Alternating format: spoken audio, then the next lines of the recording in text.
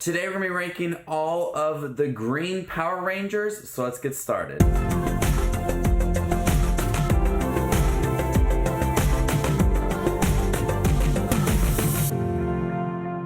Hey everybody, my name is Justin. I love to watch movies and I also love Power Rangers a lot. So if you guys do too, you guys are in the right spot. Make sure to hit the subscribe button down below and click that bell notification for more up and coming videos. My goal for 2020 was for the first Sunday of every month was to release a Power Rangers ranking video. Back in 2018, I did one for the Red Power Rangers. I really enjoyed that video. And for January, I did a ranking video for the Pink Power Rangers. So today we're going to be ranking all 14 of the green Power Rangers. So before we get into the video, make sure to leave your list down below. How would you rank all of these green Power Rangers from worst to best? What is your favorite green Power Ranger and what is your least favorite green Power Ranger? So coming in at number 14 is Elephant Spirit Ranger from Jungle Fury. The Elephant Spirit Ranger didn't have that much of a story, and he was only a brief spirit in the Jungle Fury series. He was the spirit of Master Fant, and he was able to be called upon during battle, so he didn't have that much development or even a story, so that's why he sits at number 14. Coming at number 13 is Mike from Power Rangers Samurai. Mike is a skillful Power Ranger but lacks focus throughout the series, which puts him in danger often. He doesn't care about practicing and slacks throughout the show. He thinks about himself first. He'd rather play video games and then participate in training. At times he does add a lot to the team, but he isn't the best team player. Coming at number 12 is Jake from Power Rangers Super Mega Force. Now Jake started off the Mega Force series as the Black Ranger, but then in the Super Mega Force part of the show he became the Green Ranger. Jake often goofs around but wants to be taken seriously as a ranger. His desire to be recognized benefits him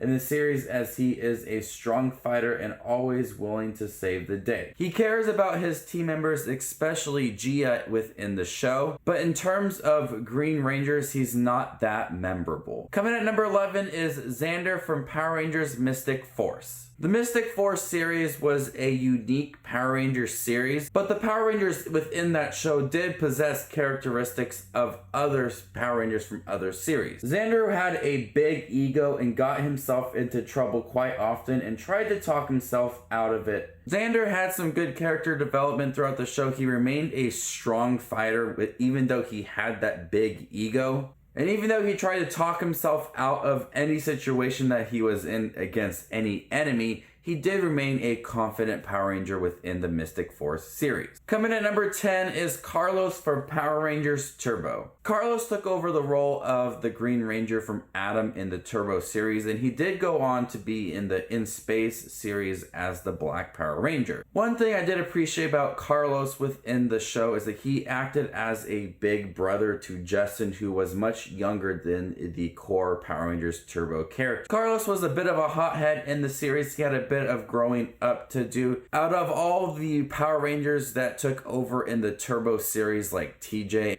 I do think that Carlos was one of the weaker characters and the least memorable of the bunch. Coming in at number 9 is Joel from Lightspeed Rescue. Joel was an aerial stuntman before he became a Power Ranger. The Lightspeed Rescue Rangers were adults rather than teenagers with attitude, but Joel still acted like a teenager with an attitude. He was overconfident and liked to do things his way. He had a good progression throughout the series and learned what it took to become a Power Ranger. I did enjoy him in the show.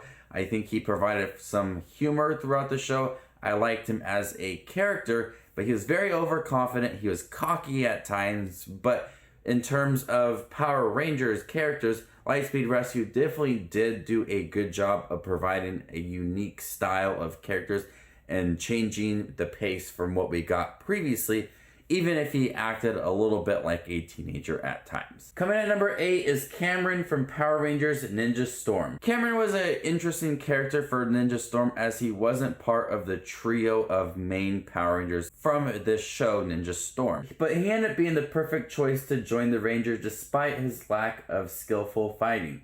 His dad was the sensei of the academy, And Cameron had plenty of technical skills which benefit him within the show despite those lack of fighting skills throughout the series.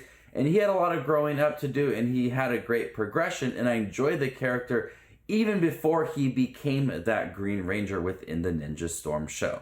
Coming at number 7 is Bridge Carson from Power Rangers SPD. In the SPD series, you're able to get promotions, and he ended up being promoted to the Red Ranger at the end of the series. The SPD Rangers possess special abilities, and Bridge had super strength as well as extra sensory perception. Bridge worked super hard as his job as a Green Ranger, which led to his promotion as the Red Ranger. So Bridge was a really confident, strong, really loyal character, and I enjoyed him as a character on SPD. Coming at number 6 is Riley from Power Rangers Dino Charge. Riley accidentally became the Green Power Ranger in Dino Charge as his dog found the Inner Gem within the series. He is a very smart character. He's smart at puzzles and solving complex situations. He's a fencer, which did benefit him within some fighting sequences. He's a quiet character. He's very observant throughout the series,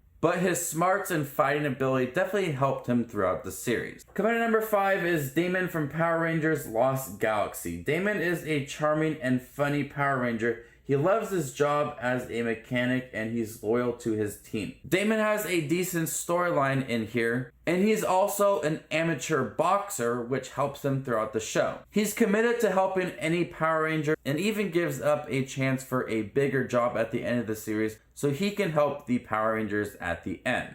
He's kind, he's helpful, and he is a loyal Power Ranger that will do anything for his team. Coming at number 4 is Ziggy from Power Rangers RPM. Ziggy is a unique ranger who accidentally became the Green Ranger.